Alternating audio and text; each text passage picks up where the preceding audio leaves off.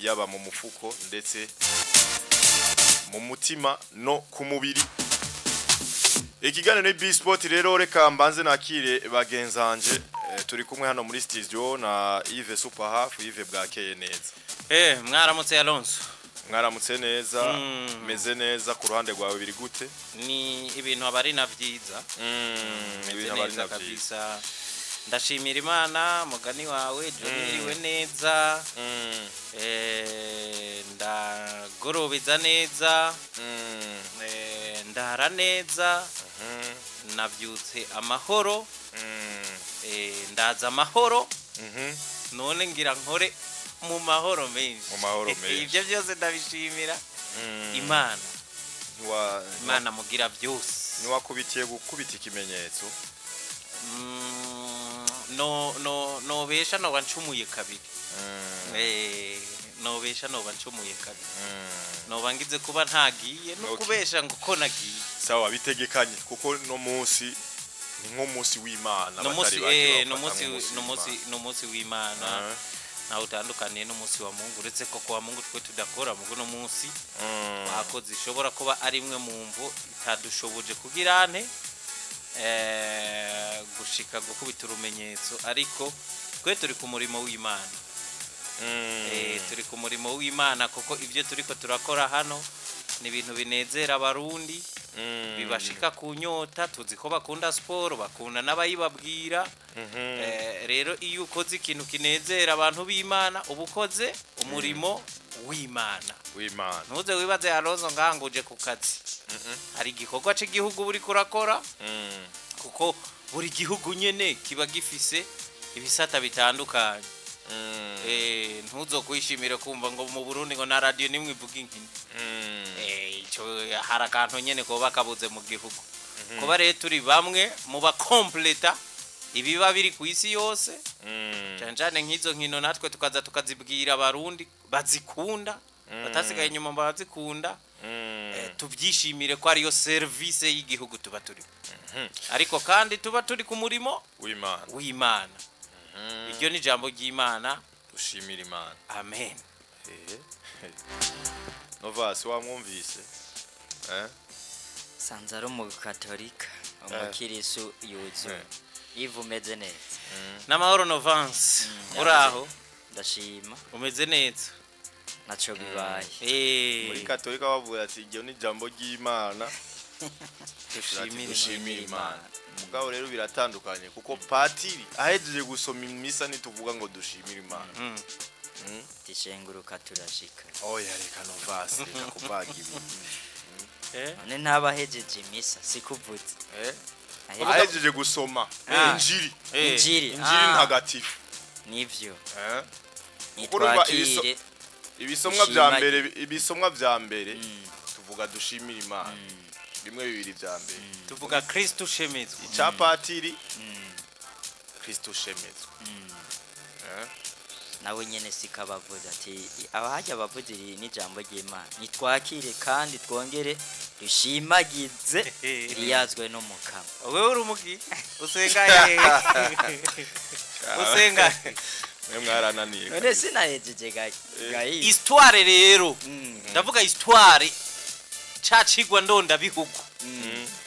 Siko tucita mu gihugu mu Kirundi. Kitubwira ko idini ya mbere yabayeho inyuma ya Katolika nivyo twize ku ishuri. Sinza ko yivuga mu izina mu cubahiro mfitiye ayandi madini. Ariko kuko ibaho ngaha mu Burundi iyo dini nayo yarashitse ngaha mu Burundi. Bivuga ko yaturutse ku mwami yarafise umwami wo mu Bwongereza. Yarafise umukenyezi. Urumva Novance wumva mamuko yanyu. Acha yifuza kwiyongera uwundi mudamu. Idini ya Katolika icira bimwahira kuko byari bitandukanye n'abemera iyobora. Nawe ati uraza umwami nyene abari umwami. Hese jo muri biriya bihugu bikomeye. Cavuga ati nuko caraba ukuntu akreye yindi dini. yoyo ice mwemerera icira bimwemerera iramuhezagira yacagira umudamu wa uko yari yabitegekanye nuko idini yindi ibiravutse simvuze ngo n'izindi zavutse muri ubwo buryo kwemera nyene niko niyo mpamvu bavuga kwemera nyene usanga n'izindi n'ubundi zavutse kuko nubwa amategeko yabari ngaha no ngayi wacu abantu batayabona no ngayi wacu zirigwa zivuka mu buryo butandukanye bati iri tegeko riramfrenye ngaha rirambrose reka ngende kayirindi zini iryo tegeko ritaza kumfa iyo ni histoire c'est amajambo yiwanje niyage umuntu adenga mu mashapitre yagize ivyigwa vya histoire cyo kintu kiraba nuko rero Alonso niyo mpamvu abantu aya madini y'aba protestant uzogenda urabe ico bisigura ko protest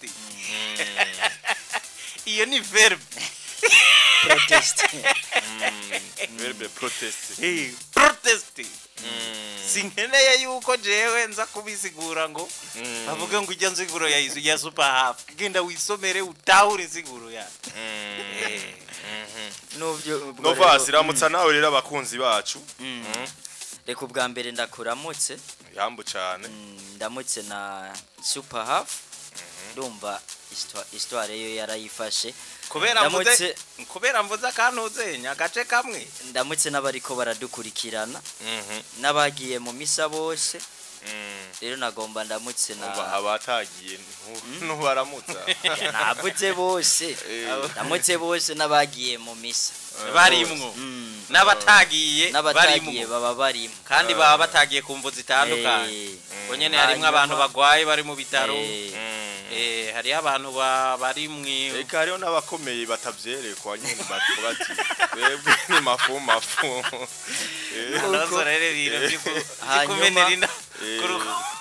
bariho hariho n'abantu nyine atari ibintu byabo ataco babinezwe ataco bibabwiye cyanye ni babandi narimvize umugenzi yambwiye ngo ibaze ngo meruka mu mizi umunsi mbatizwe jewe buriya ngo n'umuriro nawo nkwiriye ngo je sinzi kintu mani zongo hariho n'abandi Yves basenga nko ku Noeli gusa abahejeje no ku Pasika nawe nye yakoze agashati gashaje nkako kiwawe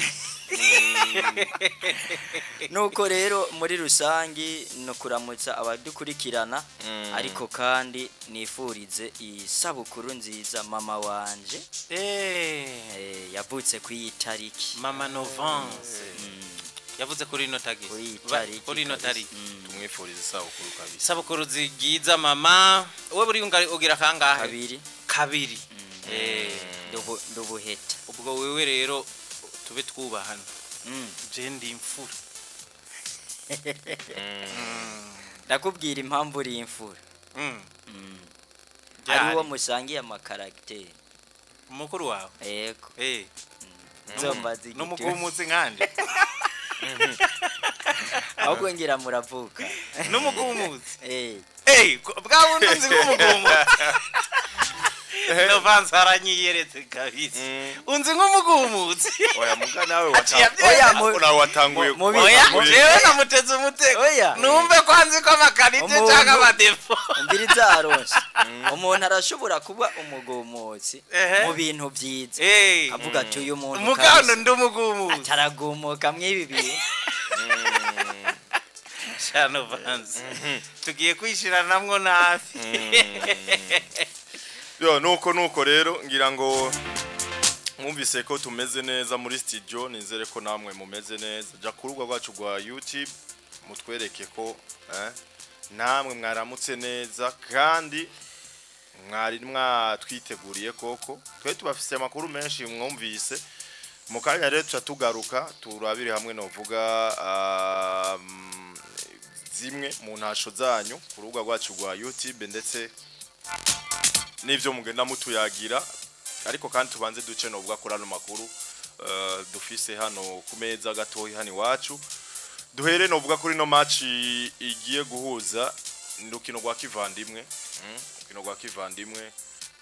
rugiye guhuza abakukuruke basanzwe novuga baja hamwe kugira ngo babandanye basanura amagara ariko kandi bunga n'ubucuti. Ne equipe Yves yigeze gukina na equipe y'abasani, equipe yitwa Rukundo FC. Rukundo FC ndayibona bakinye n'abasani Gitega. Bakinye n'abasani Igitega ni equipe igiri entraînement ngaha anye kwijabe kuri lycée municipal. Ariko kandi abatari bake tuyizi nka equipe icumbitse Igitega. Equipe y'Igitega ariko abayirimo benshi bari ni Bujumbura. Rero bari ku kivi inyuma yo gukina n'abasani hagiriya match abasani baratsinze. Rukundo FC yaratsinze. Iriya ya Rukundo FC n'abasani. Oya yatsinze byinshi. Rukundo FC yaratsinze bitari biki bitsindo bingahe. Rero Rukundo FC igiye kuba itana mu mitwe na equipe yitwa Les Amis Sportifs. Yo ngaha nyene ibujumbura bagiye guhurira hehe? Bagiye guhurira imuyinga kuri stade Umuco hazoba ari kwigenekerezo rya 24 ku munsi wa gatandatu w'indwi izokurikira. Aho rero ubona ko yabanobwa ku ruhande rwa Les Amis Sportifs bari imyimenyerezo barayirembeje ugiye kuraba kandi ntibiteguye na gato gutsindwa na Rukundo FC. Ariko kandi ugiye kuraba Rukundo FC naho bicino uvuga kuri president wayo Nduwayo bariteguye cyane gose, vice president yitwa Zache nabo bariteguye cyane. Uko biri kose rero kazobara kajyo keza kuko ugiye kuraba ni terrain neutre cyangwa ni kibuga ataho kizoba cegamiye. Rero ni match ubona neza na neza yuko hazocuwambaye. Les Amis Sportifs bagira entraînement hariya mu Kabondo niyo basanze bagira entraînement kandi amatwa dusumira Yves nuko muri Rukundo FC bashimye no vuga kuzodugana bamwe mu baririmbyi babiri babasani babastari bamwe nyene bakinana contre ebo kuja gukina bazogenda babitwaje bazobibemerera bien sûr bazobariha ariko kandi amazina yabo tuzoyamenyeshwa mu nyuma. Rero nuko vyifashe ni match imeze neza ngira ngo abanyamuyinga bazoryoherwa cyane gose. Dushimye rero guhera no vuga kuri no nkuru bivanye nuko no vuga iyi equipe ya Rukundo FC nayo iri mu bikorwa bidasanzwe kuri muri kino gihe. Reka tuce tugaruka rero mu yandi makuru natanguye rero ndababwira yuko ku ruhande no vuga rwa PVP Buyenzi ku munsi wejo bafashe urugendo berekeza hehe? Berekeza muri Ethiopia Novas. Ni match no vuga canke nihiganwa bagiye kuba bakina ya Sekafa Women's Champions League novuga ryo bafasha gushika mu nkino nyezi na jyande ya Ligue des Champions yabigeme hano muri Afrika kuko babanza gutangurira mu karere. Twarababwiye novuga itsinda novuga rya itsinda baguyemwo ino equipe ya PVP Buyenzi. Ni equipe rero ugiye kuraba mbere mu kugenda kwabo hari anye muri Ethiopia ntaco basigaje ngahe Bujumbura. Umuntu wese novuga babona yuko yo bafashe urugamba bamwitwagije wanashima. Reka duce novuga kuri ano mazina novuga bagiye batwara nuko nabakinyi bagera kuri 200 na staff y'abakinyi bagera ku 8 bitwagije kugira babafashe. Rero uwa mbere mu bakinyi ni Nzeyimana Adija, Shimirimana Annonciate, Shufa Isa Shmae, Uwimana Aniera, Bukuru Joera, Suzanne Zirfa, Abeda Rashidi Saidi, Nahimana Nasra, Juma Mariam Yusuf, Manirakiza Solange, Ndayizeye Noera Orga, Nahimana Zena Shaban, Marimba Yasinta Edgardi, Nsabiyumva Shani, Bizimana Rukia, Chongera Teddy Kadogo, Irakoze Happy, Rehema Igirima Nicole, Mapandu Irene, Amis Beatrice, mu gihe staff nayo igizwe na Munezero Jacqueline, Amorimana Irakiza ari nawe yabahaye novuga uburenganzira bwo kwitabiriza inkino, Muhimpundu Ines, Aziza Rajab, Hatungimana Mahmoud, Kanyange Maria Gorette, Gishikizo Jean Pierre, Bagorikunda Alice. Nabo rero bagiye kuzokina n'izi ekipe za Simba Queens ya Tanzania, FAD FC na Wapembe Muslim Ladies yo mu Buganda. FAD FC niyo muri Djibouti. Niyo muri Djibouti. Ugiye kuraba rero muri no migwi ine hariho uwo muri Tanzania Simba Queens. Yo mu Buganda ni Wapembe Muslim Ladies. Wapembe Muslim Ladies nayo bazotangurira ko anashima. Ni FAD niyo bazotangurira yo muri Djibouti. Le 18 urumva ni ku munsi w'Imana. Ku munsi w'Imana niho bazotangura urukino rwabo rwa mbere. Urumva ko harimo na FAD, harimo FAD, harimo Wapembe na Simba Queens. Ive gerageza novuga gukompara PVP Buyenzi n'iyi migwi. Ufatiye novuga no kuri no bino bihugu novuga isanzwe ivamwe. Uwe kubwa urabona yuko hari ico PVP Buyenzi kumbure hari icizere yo bitanga kuri rino rigana yitabiriye. Bon, ubwa mbere bwo kenshi zo birabe Alonzo iyo imigwi canke ibihugu cancane ibihugu biri mu karere kamwe hari ukuntu nivo ihakwa kwegerana. Nivo ihakwa kwegerana na cancane muri no football y'abakobwa muri kano karere wacu nta uratera intambwe kurusha uwundi. Kumwe tubibona nko muri football y'abaga tukavuga ngo Yanga irarenza abandi bose, Simba canke champion ya Tanzania ngo iramaze kurenga izindi zose. Kuri kote y'abakobwa ntabwo nabibona ko harimo difference nk'iyo, ariko ikintu bo bamaze kuturusha ni intunganyo. Hari ikintu tutarashika ko ngahi wacu Alonzo, kimwe twavuga ngo bo baramaze kubona ya importance yo kuvuga ngo nyimba Yanga ari equipe ikomeye y'abagabo, il faut kugira academy ikagira na equipe y'abakobwa bakomoka.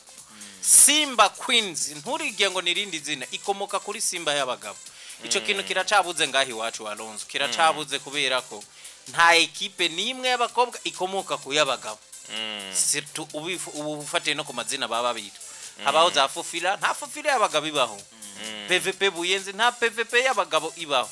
Donc ubona kumengo z'abakiri bato muri 4e division mengira y'abakobwa mugabo y'abahungu PVP mugabo nta equipe ikomoka ko yo muri premier division. Kiracari kibazo ico conyene kirazana kuzibira kuko nyimba hariho equipe yitwa ngo Aigle Noir, ni equipe y'intara ya Makamba.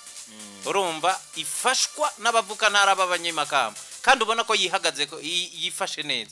Hakabaho ngo Message Ngozi ni equipe ikomoka kuri academy ikomeye. Uvuze ko ariyo academy ya mbere ikomeye mu Burundi nta muntu nomwe yo gutera ivyatsi. Ikaba ari equipe imaze kuba mu minwe y'abanyengozi badashaka kureka ngo uje hasi kuko yamaze kubereka icimaze.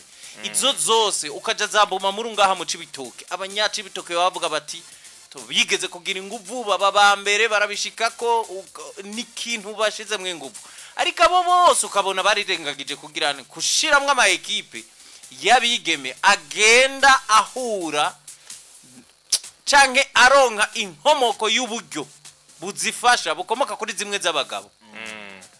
Uca wumva ko hakiri kibazo. Rero bagenzi bacu bamaze kuba baturusha ico kintu, baturusha ikintu kidasanzwe. Niyo mpamvu ako ka difference renda kabona. Abakobwa bacu bagira amatara bakina umupira udasanzwe. Aba barukiya ni sibitangaza. Yigeze kuza kuri classement ya CAF Africa nzimu kamubona nawe ari ku rutonde rw'abagwanira gashimwe kanaka. Si kintu cyoroshe. Yari rukiya? Yari rukiya. Urumva uri bari ya Sandrine bose aho bari babateriteka. Nikimenyamenye uvuye ngaha aragenda muri iyo migwi imaze kwisununura mu buryo ukabona ko nawe yiyempoza akaba umwe mu bakenye ngendegwako. Nta nivo rero idasanzwe ahubwo jembo numengo organisation yacu niyo isa no kumengo iba ikirimwe utuntu tw'utubazo Alonzo dukwiye gukemuka, naye bundi izo tala zishobora kuba nk'abari bo bose ngaha mu karere bikagenda. Katwa dukwiye kubiprofita kuko mu bagabo baza baradusitse. Harika abigeme bacu bamaze gukina za kane. Siko cyane kane y'abatarenze imyaka 20 nibayigiyemo. urumva hari intambwe hari ico bamaze kwerekana ko bashoboye tuba dukwiye guprofita ngaho ntibadusige muri byose kuko mu bagabo urabona ko mengo izo zayanga ntituzigifata Vitalo ntibona ikompara na APR tugiye ngaha hafi mu Rwanda ziriye zo KCCM zo muri Tanzania zo muri Buganda warigeze kubona igitumirwa na Aigle Noir ibitsindo bine ico finale muri finale ivyo bikwereka niveau iri avance baba bamaze kugerako donc mu karere kuri football baramaze kudusiga il faut ko tugerageza nkaha muri bibindi by'abakenyezi abakobwa muri izi za basket za twagize imana zo zikaba ziriko ziramera neza ariko tukagira identity nturondere identity idashoboka donc ntiduforce hahandi gusa rondera no gusibla no kugira cible eske twebwe bishoboka he ubushinwa nama ntanga karayo mu bushinwa nyimba football ico gihugu abamba ariyo sport ya mbere ikomeye ku isi ubushinwa bugira kangahe muri football twagwa kubusumba nyimba football iyo ya mbere ikomeye ku isi etazinigira kangahe muri football ibyo sivyo bihugu vya mbere ku isi vyiruka mu bintu byose vy'iterambere gomboze muri Jeux Olympiques ko badakomeye muri football ntibakomere uko kose birabuza ko kuri classement ya Jeux Olympiques baba bambaye batwaye imidari myinshi bivuze ngo sport simwe kandi ushobora kudaforsa iyo football yo sport yonyene ushobora kutaba mwiza muri football akarero n'ubushinwa ushobora kutaba muri football akarero ni Etazini ariko ukaba mwiza mu bindi byinshi bikurikira ibyo classement y'ubushimwe bambaye classement y'imidari ya Olympique abanyamerika babaye abambere abashinwa baba kabiri za Brazil zarihe ubwo Bufaransa ubwo ngeza vyarihe ko ari byo biyoboye muri za football za Portugal zarihe apana kugumiza amaso muri football gusa rero cyangwa urashaka kuraba Etazini waruzi yuko idakomeye muri football yabaga mugamo y'abagore yama muri finale no muri Olympique yayitwaye uri kurabibona il faut gusibla tugashira inguvu aho bishoboka Jemba mbona mu bakobwa bacu bishoboka birashoboka Nova sigira kantu uvuze nawe kuri PVP wiyenzi kuri no sinda turimwo ari cizere kumbure novuga we ubona urande rwa PVP kuko ndakwibutse Buja Queens inkino nkizi yarazitabiriye novuga mu mwaka uheze zabereye mu Buganda bafashe ikibanza cize ikibanza ca kane ca gatatu bari twaye neza uko biri kose ninga cari ca gatatu urumva nkuko rero Yves ariko aragerageza novuga atanga umuco neza burya ababigeme paraporo y'imigwi yacu y'abagabo novuga iduserukirika kubitwa novuga ko rugikubita nyene hahandi nyene hakirikare abigeme bacu burya hari intambwe bamaze gutera iyo baserukitse muri zinkino bari exprima baragerageza bakatwereka niveau yuko hano mu karere hari ikibanza cyabo paraporo novuga y'abahungu Bo ni ikintu ciza ubwa mbere burya iyi football y'abigeme canke abafasoni iteye imbere mu myaka nk'itatu ugerageje kuraba niho tubonye urwego rwiza rw'abigeme mu mwaka weze ntivyari bimeze neza nk'uko turiko tubibona uyu mwaka ariko ku mwaka ugenda uracako niko ubona novuga iterambere ry'umupira uyu munsi Fofiri iraza igatsinda igatwara igikombe Buja Queens iraza igatsinda igatwara igikombe PVP uyu munsi yaje iratsinze iratwaye igikombe Arena Star yigaragaje mu mwaka wabo wa mbere iduze ikiyizi ifata ikibanza ca kane ikuye mu kibanza ra Colombe niho hantu hambere utegerezwa kubonera ati bwabunda ahantu hariho ikintu kiriko kivayo kandi ciza ukacuraba déplacement y'abakinyi bavuye ngaha mu Burundi bagiye hanze urabe nk'imyaka dufate nk'itatine Asha Jafari yagiye Sandrine yagiye uyu munsi Peace Orga yagiye n'abandi nyuma biriko bivugwa ko bagiye mu Rwanda naho hantu dushobora kubona ati bwa bundi mu mwanya muto turonse ihiganwa rya Limited Women's League turabona ko hari ikintu kiriko kirakogwa n'umusaruro ukaboneka. Nivyo ndiko ndakubwira uko guhinduranya ekipe ishobora gutwara igikombe iryo ryo niterambere rya mbere. Uko kugira abakinyi benshi bashobora gusohoka niterambere kandi rigira kabiri. Mvuga iki rero? Mvuga nishimikije ubwa mbere ivyo umumenyereza ashobora kuba yavuze. Ekipe arayizi, yarayimaranye umwaka, iranamuha igikombe. Uko kumuha igikombe ni navyo yagarutse kati twebwe ekipe tugiye gukina match zose tugiye gukina tugiye kuzikina nka finale. Ico ni kintu ca mbere ciza gishobora kutwereka bifatanye n'ivyo twagiye turavuga nk'ibi novuga super half yagarutse ko uko kuntu bamaze kudusiga bidatandukanye nuko umupira hari ikintu kinini badusumbye. Uretse iyo ntunganyo yuko bo hari urugero bamaze kugerako uko burya abantu twese ntitwamatungana. Hari urashobora kuvuga ati uyu munsi ko naka yariye inyama je nkajya uduharage nzoshika kugo gwego bigusaba ingufu no gukora. Rero kubwanje ndabona ko iyi fade nk'akarorero ndabona ko dushobora kuyikurako amanota. Rero umuhinga wo kujya ararakaravye uyu munsi boja bagatsinda fade barashobora kugira ico cizere ko Wapembe bashobora kuza bakayitsinda, Simba Queens bakarivariza. Ivyo byose biva mu ntunganyo n'ukuntu umugwi bawuranforceje. Nabonye hari abakinyi basa nkaho bari muri Tanzania baje kubafasha nabo nyene mwizi nkino. Nibaza ko rero bashobora kuza bagatanga umusaruro mwiza ufatiye kukuntu bari bakinye ihiganwa nayo maraso mashasha bakoresheje ndetse n'intunganyo boba bariko uyu munsi yotuma PVP yitwa PVP. Ni navyo umumenyereza Amuri Manirakiza wa PVP Buyenzi yashikirije ejo, avuga ati byukuri ntitugiye no vuga nk'abarorerezi, ntitugiye kugira ngo tugende guparticipa gusa, ahubwo tugiye gutegura, tugiye no gukina zino nkino kugira ngo dushike ku kintu kizima. Urukino rwose tuzorukina nka finale. Rero turemereye no vuga abakunzi b'umupira w'amaguru no vuga babigeme yuko tugiye kubaserukira neza. Reka mu kanya gato no vuga cyo tumukurikira tukurikira no vuga ivyo yashikirije kuri micro z'abagenzi bacu bamenyesha makuru bo kuri Akeza Sport. Ko bumvisha ivyo Amuri Manirakiza yashikirije abakunzi ba PVP cyangwa abakunzi b'inkino muri rusange kuri micro z'abagenzi bacu bamenyesha makuru bo kuri Akeza Sport. Tumukurikire gato hamacho tugaro.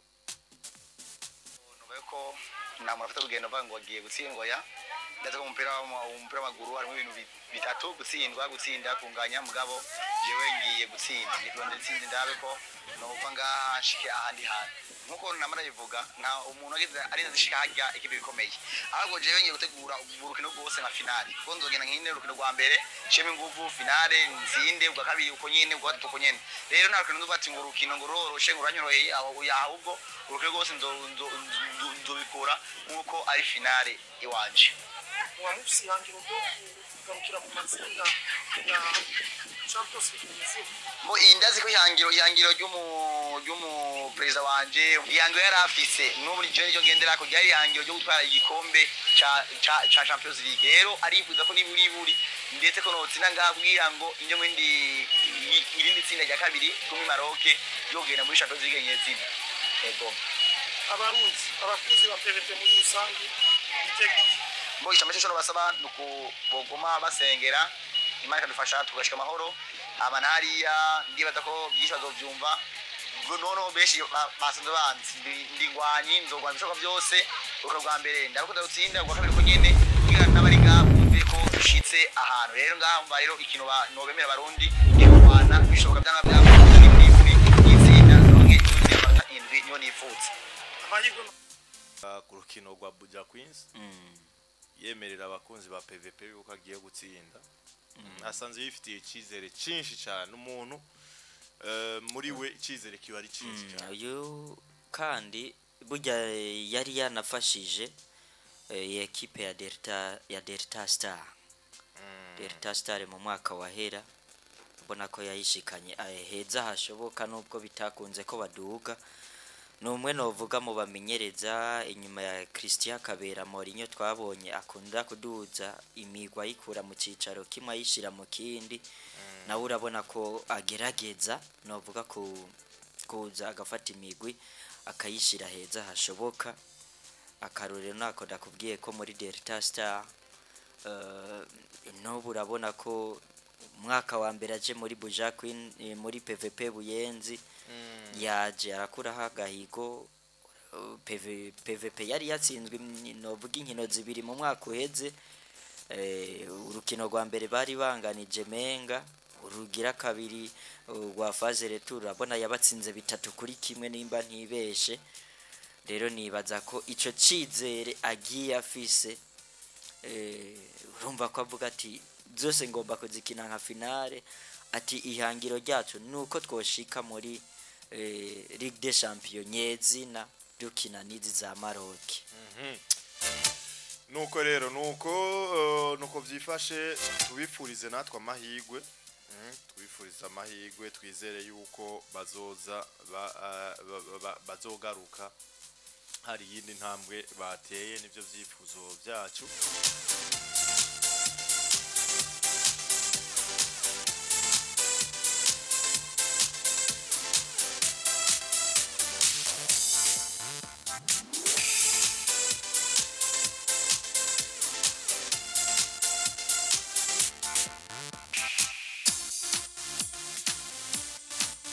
Primus League Burundi isigaje indwi imwe gusa kugira ngo itangure.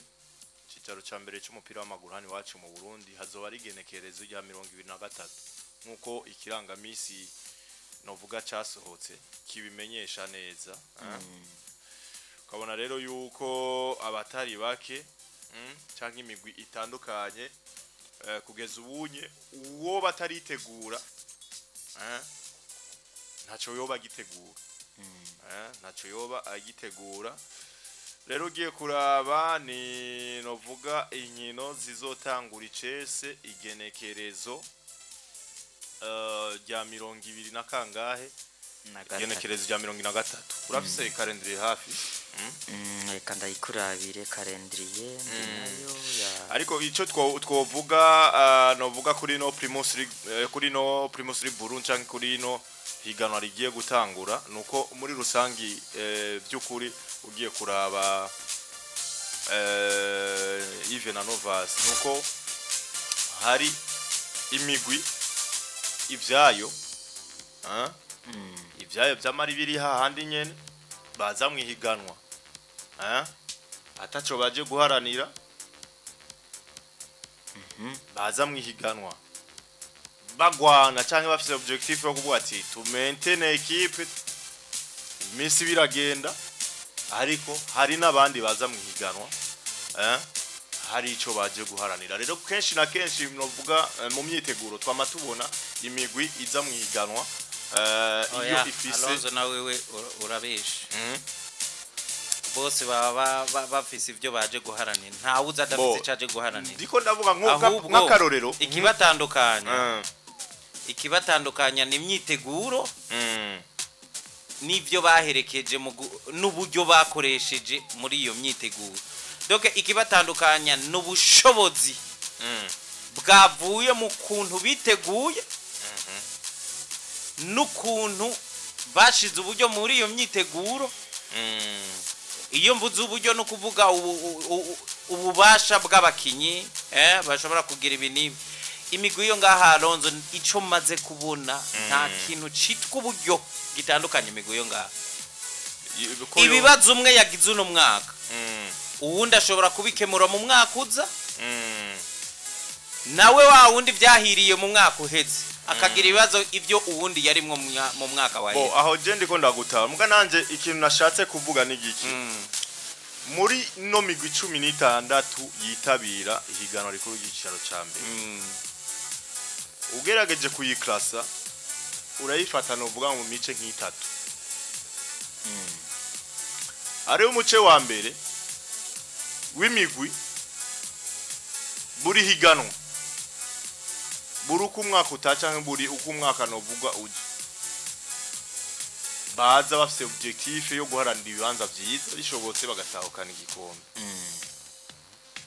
urumva hariyo n'iyindi migwi yibereye ngaho nyene ahubwo ibyo uri kuravuga niko bitegezwa kuba à la fin ariko natwe kubera ko tuba turaba tuti mu kiringo kanaka harabamaze kutumenyereza ko bobo les objectifs zabo ziza arize nize ereka ndaguha akarorero buriya magara young boys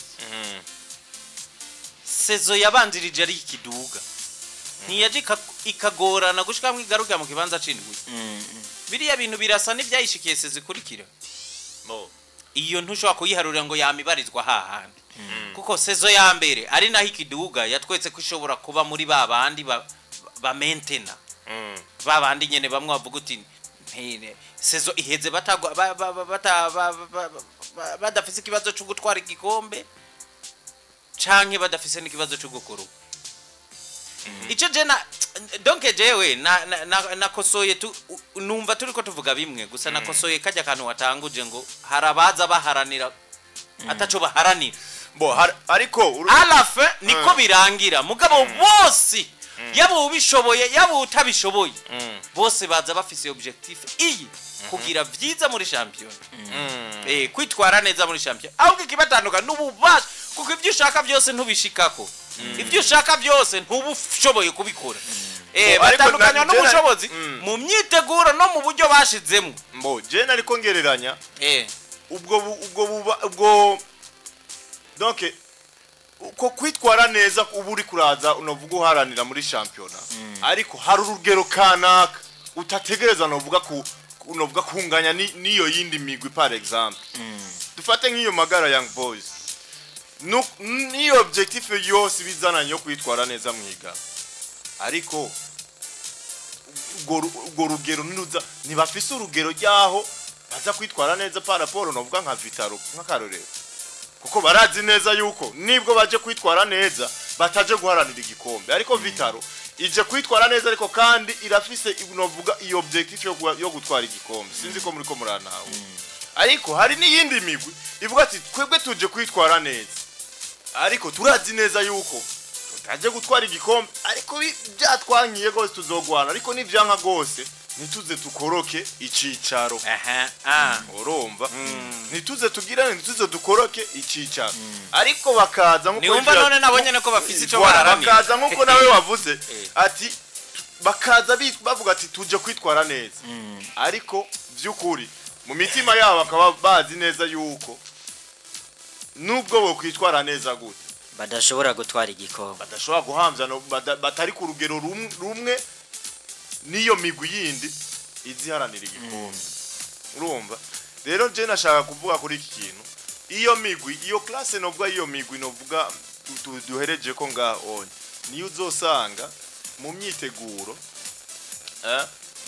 itaboneka cyane wanashira cyangwa gasanga bo imyiteguro yabo bari imyiteguro nyene ihwanye ni donc n'uburyo bwabo kuri wewe uti umusaruro bagira ujanye n'ivyo nyene baharaniye n'ivyo nyene babaharaniye urumva kuko nka dufate nk'akarorero kuri Tel Aviv canke sinzi izi equipe zoba zarakorotse icicaro eske imyiteguro ya Tel Aviv mu mwaka wahera yaragaragara ni uvuga mu mwaka wahera baduze icicaro twarabonye equipe iduze icicaro ariko eske bo baba hari nk'umukinyi novuga bo barakuye nko muri Aigle Noir byari binago ibyo nabyo bigoro wari wese Alonso none urigero ubona ntuzenya Mallorca yaduze ngo uje gusoma muri Madrid ni nayo mpamvu rero ni ya migunya nivuga ati twebwe ko biri kose niba ko tubwiriza ariko tugerageze novuga tugire rero iki kintu gihari no mwaka twabonye novuga imigwi yitegura barabonye novuga Jensiri imigwi ibiri igiye kuduserukira twarayibonye novuga iri active cyane gose muri izi pre-season ndetse no munyiteguro ariko twarabonye ni imigwi novuga yari yarangije mu bibanza bine vya mbere ndavuga harimo Flambeau du Centre ndetse na Musongati ko biri kose imyiteguro yabo ntawo bideha yuko yagenze neza ariko kandi izindi zakurikiye ariko by'ukuri hari imwe mu migwi tutarigera tumenya twumva ngo inkuru zayo ico bazobare ntibaze batubaze urorero burahari Akayanza bon kwitegura nibyo buri muntu wese aba uri muri première division bufise objectif nimiburi ico udashitse ko na kimwe uyigumemwo ni objectif yanyu kuyigumamwo kugwanira kudakoroka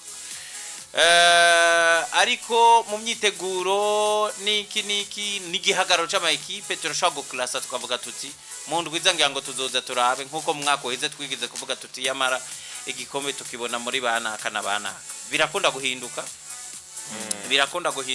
je nk'ubu match Vitalo bazokina na Yanga nzokubwira nti Vitalo nubwo yari imbere ya Yanga muri ubu buryo muri Primus League ndakubwiye yuko iyi bizoshoboka canke bitagishoboka nk'ivyo bakoze mu mwaka uza recruitment za Vitalo zizotwereka ikintu hariya hari ico bagiye kutwereka ikigira kabiri iyo abantu bitegura n'igihagararo c'imigwi urashaka kubona abari seriye ku gikombe urashaka kubona bazobakurikira abazo bari muri mid table ariko kandi urashaka kuvuga uti bazogwanira kudakoroka muri abo rero abaduze bama bari ngaho abaduze kenshi igikogwa bashobora gukora kidasanzwe no kudakoroka kandi kenshi niga kuzobona ngo waduze ngo aza ngo agwanira igikombe tari bimwe twari twabonye kwa Atletico New Oil wa mwaka byabaye igitangaza mu Bwongereza tubona Leicester City inyuma y'imyaka 2 baduze bagatwara igikombe ni ibintu bishobora kuba bikaba rimwe mu kinjana ni ibintu bishobora kuba rimwe mu buryo butazopfa busubiye kuboneka nka Atletico New Oil uriya mwaka bari bananiwe no kuduga mu cicaro ca mbere ahubwo baca bagura ikibanza mu cicaro ca mbere kubera ico gihe warabona ko biteguye cyane baca barokrita ku rwego rwo kuza guhanganira igikombe kandi bakigarukirako ariko byari ibintu by'umushuhira niyo mpamvu ni mwaka ukurikira tutasubiye kubabona nuko rero igenekerezo rya 23 journée ya mbere y'icicaro ca mbere izoba itangwe hazo ari ku munsi wa gatanu w'indwi izokurikira kuri stade Urunani igihe cy'isaha indwi equipe ya Academy Deila bazoba bari kumwe na Royal Vision 2026 yini migwi ibiri duzicicaro kazibara karyo keza kumwe mu migwi muri iyo onye utahukana amanota 3 gutangurana n'amanota 3 canke naho bakayapasuramwo hagati umwe gatwara rimwe undi rimwe ariko avantage izotahukira canke kazobara karyo keza iyo imwe muri ino migwi izogirirwa bakwe yo gutahukana amanota 3 ngo n'urukino rwa mbere ruzobigeta isaha indwi hama ku munsi wa gatandatu hari match kuri stade Urunani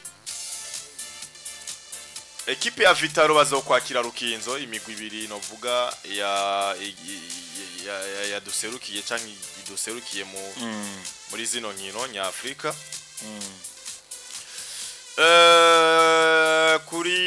ku munsi wa gatandatu nyene kuri stade Urunani igihe cy'isaha 9 equipe ya RB Amasipiri bacitse novuga ku cobo RB Amasipiri bazotana mitwe na Messager Ngozi amakuru inkuru nziza Peace Park Complex igihe cy'isaha 9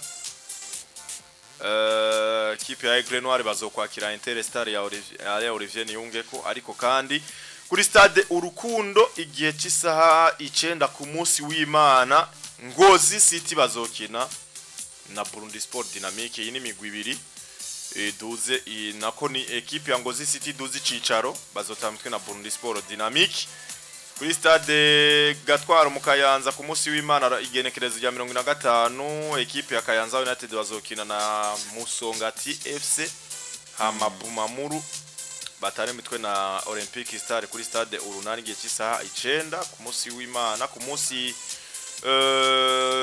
munsi w'Imana nyene kuri stade Ngoma Flambeau du Centre bazotara mitwe na Moso Sugar. Iyi ni journée ya mbere ya yigigano y'igicicaro ca mbere hano iwacu mu Burundi, ariko kandi twovuga ko shoke novuga izo biranze iyo journée ya mbere zari match ya Vitaro na Rukino. Ni na match wanashaka ba Roporse kubera ko izi equipe zisanzwe ziri mu ntuze kuko match retour bazoyikina ro 23 azari vendredi ndavuga ivya bamaze kuba bayiroporta iyo journée ntizokinwa kuri bo.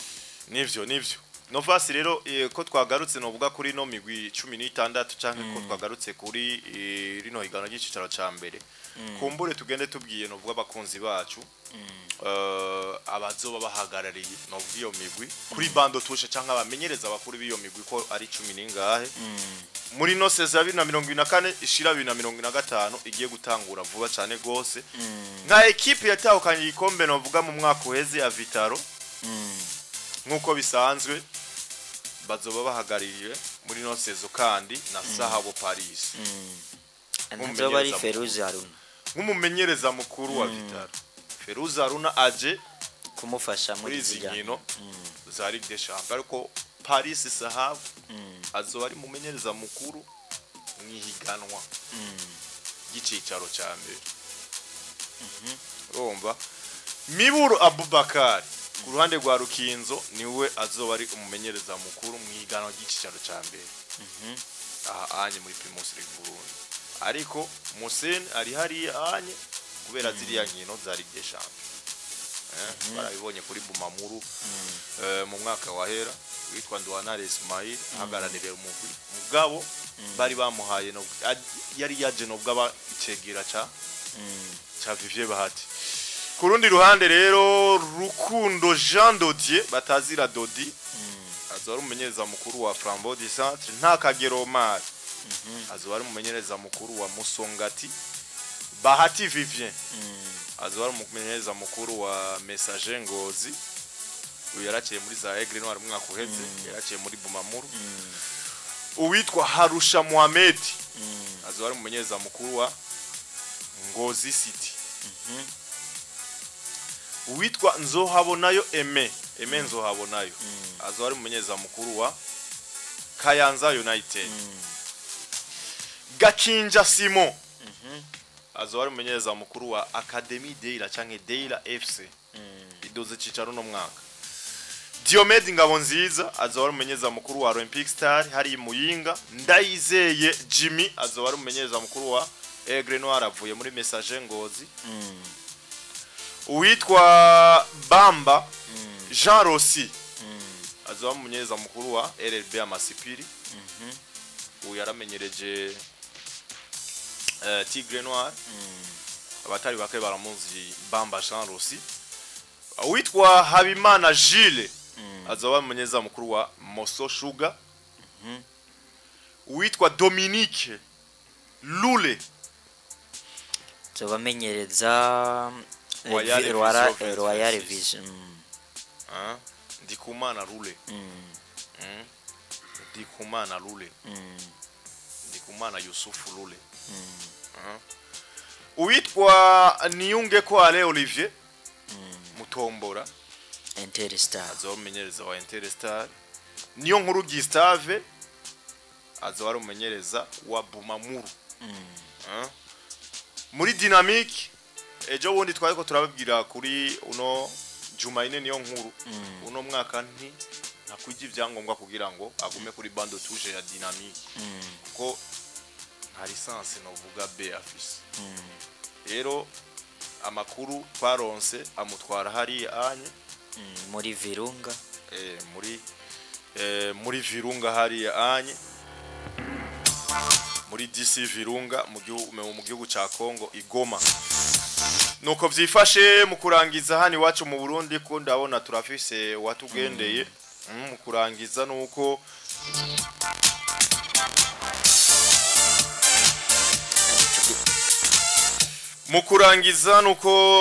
muri Dynamique cyangwa Burundi Sport Dynamique nabo ntibasigaye novuga mu myiteguro canke mu nkino za kivandimwe imbere yuko bakina canke imbere yuko binjira mu higanwa rikuru ry'icicaro ca mbere bafadikanyije na Wasiri ni rimwe mwishira hamwe novuga rifasha abantu kwiyunguruza yunguruza abantu n'ibintu hani wacu mu Burundi. Wasiri rero na Dynamic bagiye novuga kuba bafashanya canke kuba bakorana babategura urukino rwa kivandimwe rwazoro Dynamic izokina na Bumamuru kuri stade Urunani hazoba ari kwigenekero rya 18 ku munsi w'Imana. Abatari baki rero abegereye hari anye i Buganda abanyabujumbura abakunzi ba Dynamic ni benshi cyane gose no equipe ifise fans club ikomeye irongowe n'aba Sandorare ndetse n'abandi murumva rero ko Wasiri bifadikanje na Dynamic bagiye kandi novuga kuba bashwara novuga hari anye i Buganda utamutwe na Bumamuru match zo bikomeye kuko nakaryo keza kuraba novuga bakinyi bashasha ba Dynamic bega watsinze ibitsindo novuga vyinshi agira kabiri mwiganwa riheze witwa Ndarusanze Jean Claude Rambaramba niho nihagiye kubandanyiriza muri Dynamic atari bake nimba ico kibazo tucibaza tuzokimenyera hehe i Uganda bega abakinyi ba Dynamic batandukanye ba Paul Vincent aba anye ba Yves Kireko n'abandi novuga bayifashije mu mwaka uheze niho bazoba bakiri muri Dynamic ariko kandi umumenyereza wa Dynamic ninde muri no saison ibyo byose rero dufashijwe na Wasiri tuzobimenya rero ni Wasiri bagize gukyanye Wasiri rongowe na mushinga nahe David murumva rero ko bategura urukino rwa kivandimwe bazokina na Dynamic nako na Bumamuru bigenekereza ya 18 ku munsi w'Imana hari anye i Buganda mukanya gato yitwakire umushitsi hama tugaruke tubandanya nubwo nayagiye atandukanye dusimbira ku mugabane w'Uburayi.